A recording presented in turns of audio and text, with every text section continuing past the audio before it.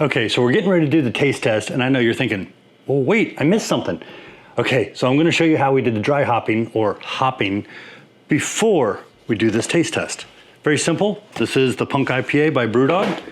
I've got the IPA extract right here, which is sealed, okay?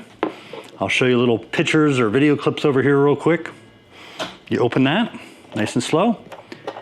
It has like what I guess you call it pressure seal, so it's not gonna open up. I can't even smell what's in there.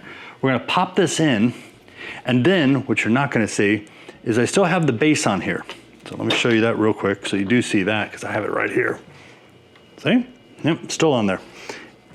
This is recommended if you have the ability to stand something up this tall in your fridge.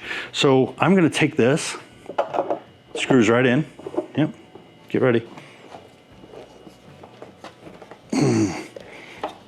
There it goes, I hear it popping. Man, this takes a little oomph.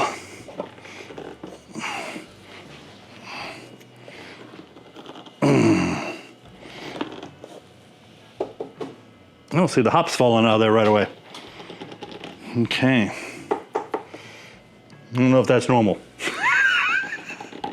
So, this is not part of the video on when you go through the learning part, but this is me improvising. And improvising sometimes helps a lot in brewing.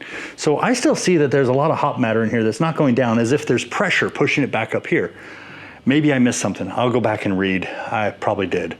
So I want that to go down. I don't think it's gonna go down because there's pressure pushing it up. So what I'm gonna do is I'm gonna put this in the fridge like this, standing up, conditioning. If you didn't have that ability, what I would recommend is just to simply remove the bottom, lift it up. You know, basically you're getting rid of the trub and all the nasty stuff, so you can go set this in the fridge to condition.